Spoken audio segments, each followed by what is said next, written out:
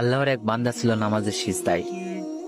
আল্লাহ ডাক দিয়ে বলে, বান্দা, তুই যতই নামাজ পড় আর যতই সিজদা কর, তোর ঠিকানা জাহান্নাম।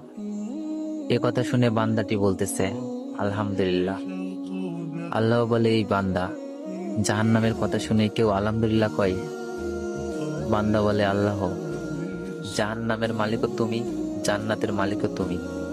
তুমি আল্লাহ যদি খুশি হয়ে আমাকে জাহান্নামও দাও, আমার আপত্তি করার কোনো অধিকার নেই।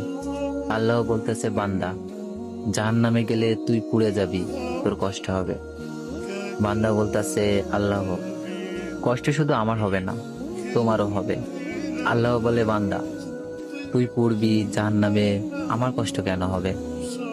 বান্দা বলে, আল্লাহ, মায়ের কোলে সন্তান যদি পানিতে পড়ে যায়, তাহলে দুনিয়ার কোনো মাই যেমন দূরে দাঁড়িয়ে থাকতে পারে না, দৌড়ে গিয়ে বাচ্চাকে কোলে নেয়, আমার বিশ্বাস ওই মায়ের চেয়ে কোটি কোটি গুণ দয়া তোমার বেশি।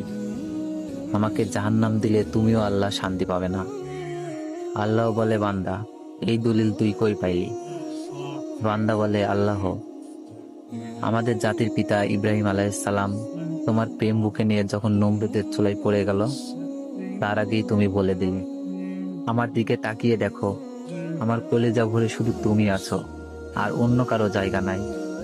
আল্লাহ বলে, বান্দা, আমার প্রেমের ভক্তি নিয়ে যদি কেউ জাহান্নামেও যায়, আমি জাহান্নামকেও জান্নাত বানিয়ে দিব।